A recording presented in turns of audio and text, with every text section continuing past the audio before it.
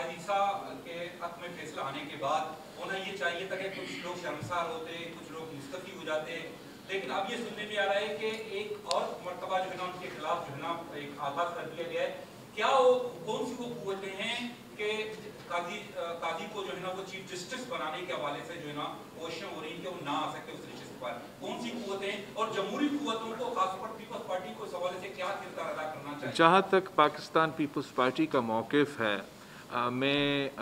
میں وہ سیاسی جماعت کا سب سے پہلے سیاسی جماعت کا قائد تھا کہ جب جسٹس فائز عیسیٰ کے خلاف یہ ایکشن انلیگل اور اناپروپریٹ ایکشن لیا گیا تو ہم نے اس وقت بھی پریس کانفرنس کر کے نہ صرف مزاحمت کیا تھا مگر مطالبہ کیا تھا کہ جو لوگ اس میں انوالوڈ ہے، جو ججز کی بلیک میلنگ میں انوالوڈ ہے، جو ججز پہ سپائنگ میں انوالوڈ ہے، جنہوں نے یہ ریفرنس بھیجا ہے جس میں وزیر اعظم بھی ہے، صدر پاکستان بھی ہے، اسپیشل ان کے ایڈوائزرز وزیر بھی ہے، ان سب کا رہنا تب بھی جب انہوں نے یہ ایکشن کیا تھا تب ان کو نہیں رہنا چاہیے تھا. اس قسم کا جوڈیشری پہ حملے کرنے کے بعد ان کو مستعفی ہونا چاہیے تھا. اور اب جب سپریم کورٹ آف پاکستان نے، جب جوڈیشل کونسل آف پاکستان نے جسٹس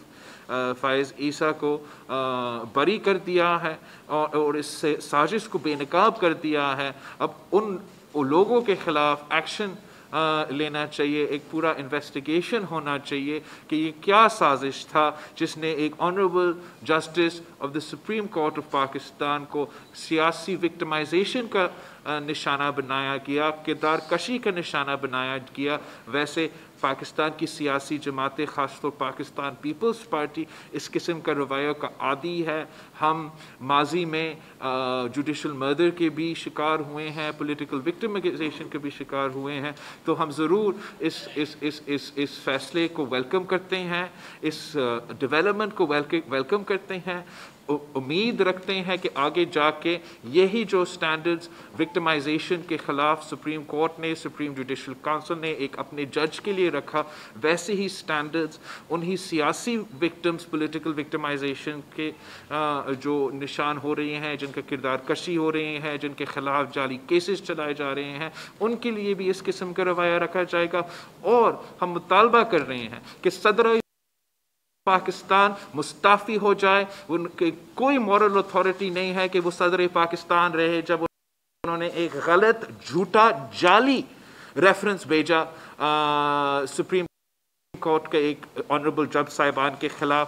کوئی وجہ نہیں ہے کہ ہمارا وزیر قانون جو ہے وہ وزیر قانون رہے. کوئی وجہ نہیں ہے کہ ہمارا یہ جو اکاؤنٹیبلٹی اظہار ہے ان کا، کہ وہ اکاؤنٹیبلٹی کا ان کا مشیر رہے.